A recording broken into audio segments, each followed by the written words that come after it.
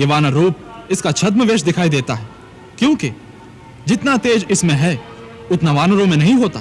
हो सकता है ये इंद्र के कहने पर यहां आया हो, या कुबेर अथवा यम वरुण का दूत हो, या विष्णु ने ही इसे यहां भेजा हो। सबसे पहले यह जान लेना परम आवश्यक है।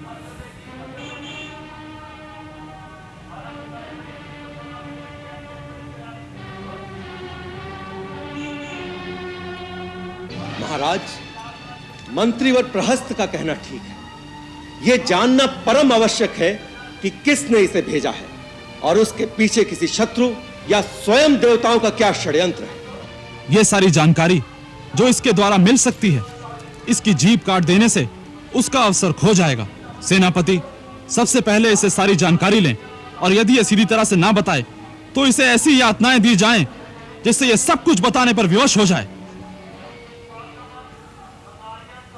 हम आपके विवेक की प्रशंसा करते हैं। सेनापति, अमात्य प्रहस्त की आज्ञा का पालन हो। इतने बड़े कार्यक्रम की आवश्यकता नहीं है महाराज। इतनी सी बात तो मैं स्वयं बता देता हूं। मैं वायु देवता का औरस पुत्र हनुमान हूं।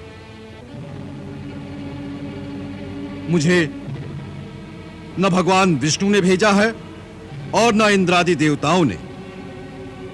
मैं तीनों लोगों के स्वामी, अमित तेजस्वी, रघुकुल शिरोमणि भगवान श्री राम का दूत हूं।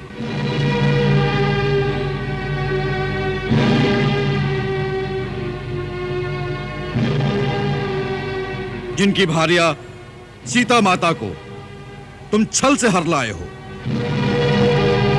मैं उन्हीं सीता माता का पता लगाने और आपको मिलने 100 योजन समुद्र लांघ कर आया हूं।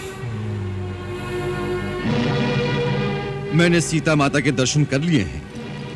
अब आपसे मिलने के लिए ही मैंने इस प्रकार बांधा जाना स्वयं ही स्वीकार किया है। नहीं तो देवता और असुर तक मुझे किसी भी अस्त्र अथवा पाश में बांध नहीं सकते, क्योंकि मुझे ब्रह्मा जी से ऐसा वरदान मिल चुका है। मैं तो ये देखने की लालसा से चला आया कि महर्षि पुलस्त्य, जिनका यश निर्मल चंद्रमा के समान है, उनके वंश में उनकी कीर्ति को कलंकित करने वाला ऐसा कौन सा मूर्ख है जो श्री राम से बैर करने का साहस रखता है, जिसे रघुनाथ जी की शक्ति का न भान है न भय है। तू एक तुच्छ मानव की शक्ति से रावण को डराने आया है। रावण, जिसे ब्रह्मा और स्वयं भगवान शिव से शक्तियां प्राप्त हुई हैं। यदि मैं भगवान शिव होता तो इस समय आपको यही उपदेश देता कि वत्स, मेरी शक्तियों और मेरी अनुकंपा का दुरुपयोग न करो। तूने धर्मपूर्वक तपस्या के द्वारा जो शक्तियां मुझसे पाई हैं, उनका प्रयोग विनम्रता से धर्म के कार्य में ही करो। यदि उनके कारण अपने अंदर पाप, अहंकार और अधर्म की प्रबलता आने दोगे तो उसका एक ही परिणाम होगा, विनाश, समूल विनाश।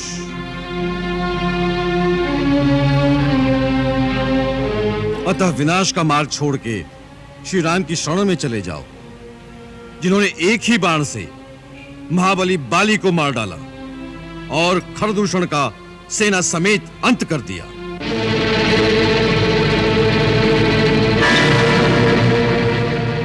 उन्हें पहचानो, वो सारे जगत के स्वामी हैं। तीनों लोकों में उनसे टक्कर लेने वाला कोई नहीं है। समस्त देवता, ब्रह्मा, स्वयं मैं भी उनके सामने सदा नतमस्तक रहते हैं। सुपुत्र, अब भी समय है। जानकी जी को लेकर उन शरणागत वत्सल की शरण में चले जाओ। चपल वानर, ये भगवान शिव के वाक्य हैं या तेरी भ्रमित बुद्धि के प्रलाप? वाह, अब वानर जैसे अधम प्राणी भी रावण को गुरु की भांति शिक्षा देंगे। अच्छी शिक्षा कहीं से भी मिले, ग्रहण कर लेनी चाहिए। राजन, आपका रूप और धैर्य अद्भुत है। आपका साहस अनोखा और कांति निराली है।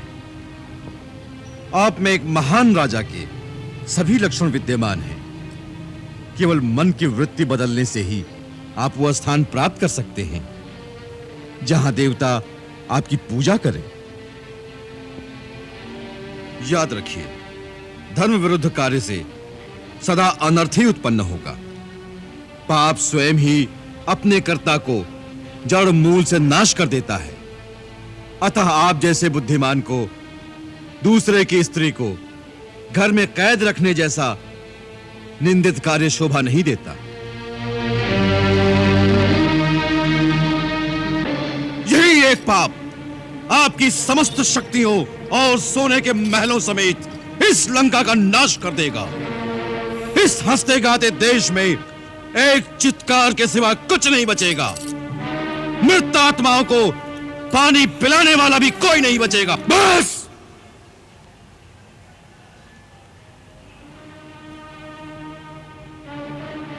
बहुत हो चुकी ये अनर्गल बातें। अपनी मृतात्मा को पानी देने वाले की चिंता करो। हमारे लिए तुम्हें सोचने की कोई आवश्यकता नहीं। ब्रह्मा जी के आशीर्वाद से देव, दानव, यक्ष, गांधर्व, किन्नर, नाग, असुर, यहां तक कि कोई भी योनि का प्राणी हमें नहीं मार सकता।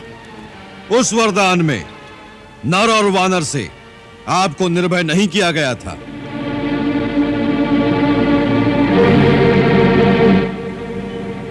भगवान श्री राम इस समय याद दिला रहे हैं। नर रूप में है और सुग्रीव वानर है।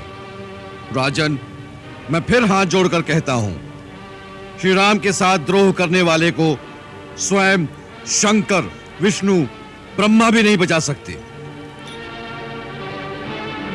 राम से विमुख होकर लाखों करोड़ों की संपत्ति भी ऐसे ही श्रीहीन है जैसे एक नारी का शरीर सोने के आभूषण पहनकर भी वस्त्रों के बिना मर्यादाहीन ही रहता है। महाराज रावण, मैं आपको अंतिम चेतावनी देता हूं कि जिन्हें आप सीता समझ रहे हैं वो विष मिले भोजन के समान आपकी मृत्यु का संदेश है। सीता का रूप धारण करके आपके पास काल की फांसी आ पहुंची है। महाराज रावण, यह अंतिम चेतावनी है, नहीं तो मरने के लिए तैयार रहो। मैं स्वयं भी तुम्हें मृत्यु दंड देने की शक्ति रखता हूं, परंतु मुझे श्री राम की आज्ञा नहीं। वैसे भी यह गौरव श्री राम को ही मिलना चाहिए। मृत्यु दंड देने की शक्ति किसमें है, इस खा को ये बता दो। इसी समय इसका सिर काट दो।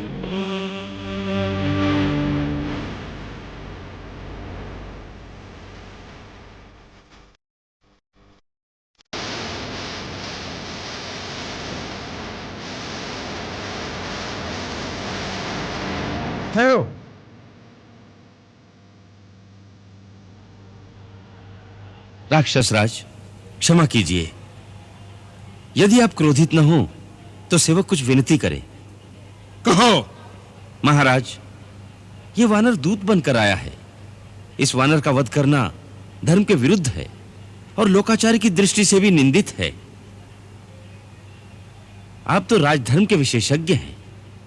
आप जैसे वीर के लिए यह कदापि उचित नहीं। मैं विभीषण काका के प्रस्ताव से सहमत नहीं।